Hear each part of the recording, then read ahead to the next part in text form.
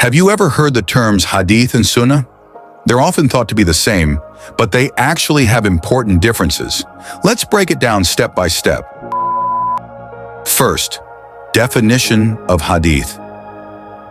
Hadith refers to the recorded sayings, qawl, actions, fi'il, approvals, taqrir, or characteristics attributed to Prophet Muhammad. Hadiths are transmitted through chains of narrators known as sanad, and their text is called matan. For example, the hadith that states, "Whoever believes in Allah and the last day, let them speak good or remain silent." Sahih Bukhari and Muslim. Hadiths are documented in collections like Sahih Bukhari, Sahih Muslim, and others, serving as written sources of the Prophet's teachings. Second, definition of Sunnah. Sunnah is broader than Hadith. It encompasses everything that comes from the Prophet, including his sayings, actions, and habits that serve as a model for Muslims. Sunnah is something we can follow in our daily lives. For example, the way the Prophet prayed, such as the number of rak'ahs, recitations, and movements, or his practice of fasting, like fasting on Mondays and Thursdays. Sunnah isn't always recorded in hadiths, but is often passed down through generations. Third, key differences. The main differences are, hadith is the recorded narration about sunnah, while sunnah is the actual practice of the Prophet. Hadith is textual, written, whereas sunnah emphasizes application.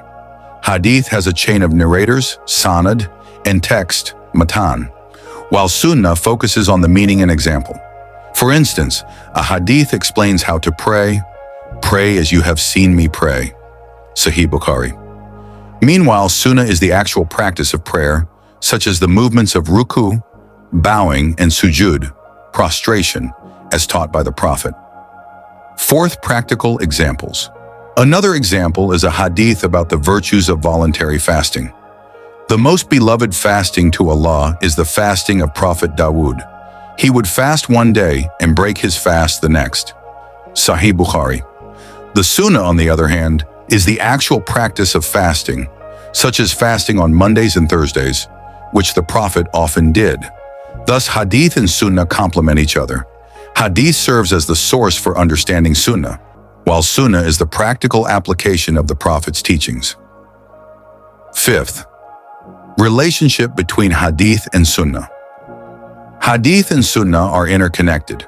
Without hadith, we might struggle to understand sunnah in detail.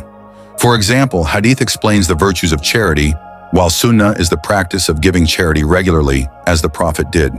By understanding both, we can better appreciate the sources of Islamic teachings and avoid misunderstandings in applying them. Understanding the difference helps us appreciate Islamic teachings more deeply, avoid misconceptions, and follow the Prophet's example correctly. For instance, when we read a hadith about the virtues of charity, we can also practice the sunnah by giving charity regularly, just as the Prophet did.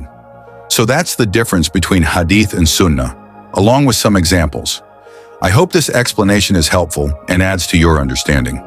Don't forget to like, share, and subscribe for more beneficial content. See you in the next video.